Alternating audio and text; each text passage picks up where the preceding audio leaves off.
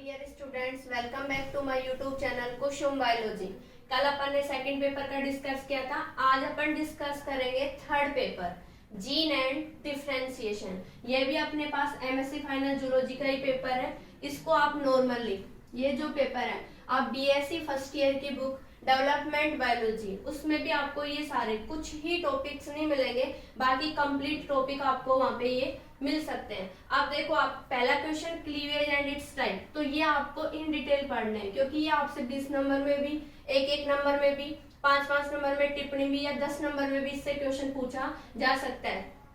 Cleavage में आपको plane of cleavage, egg के जो योग की पोजीशन है उसके बेसिस पे, अमाउंट ऑफ योग और उसके ब्लास्टोमियर की फेजेस के बेसिस पे कंप्लीट क्लीवेज की स्टडी आपको करनी है।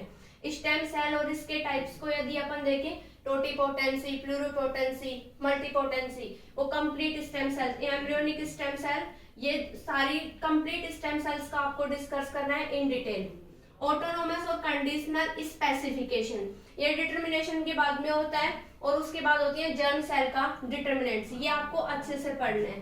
देखो, एक ये इन दोनों में से एक मिलने के चांस ज्यादा है, क्योंकि ये दोनों अल्टरनेटिव फॉर्म में, एक ईयर में ये पूछा गया, फिर ये पूछा गया, फिर एक ईयर में ये क्वेश्चन पूछा हुआ था, एक में ये।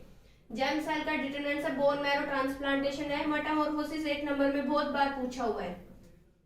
मेमरी ग्लैंड का डिफरेंशिएशन भी, स्केलेटन पढ़ने आपको कंप्लीट ही है, स्केलेटल मसल रीजनरेशन, और लास्ट है अपने पास प्रॉक्सिमेट टिश्यू इंट्रैक्शन। ये थे अपने पास शॉर्ट नोट टाइप्स, यानी कि यहाँ से इन 10 क्वेश्चंस में से आपको कोई भी 5 नंबर में भी या फिर बड़ा भी मिल सकता है। तो आपको क्या करना है, इनको थोड़ा सा डिटेल स्टडी इनकी करनी है। यदि आप में से किसी के पास नोट्स नहीं भी है तो मैं आपको पीडीएफ सेंड कर दूंगी, और वैसे भी आप फर्स्ट ईयर की, यदि किसी ने कंप्लीटली स्टडी की नहीं है, तो बीएससी फर्स्ट ईयर की डेवलपमेंट बायोलॉजी, क्योंकि ये कंप्लीट जीन एंड डिफरेंशिएशन जो पेपर है, ये कंप्लीट डेवलपमेंट के प्रोसेस के ऊपर डिपेंड है। अब इसमें अपन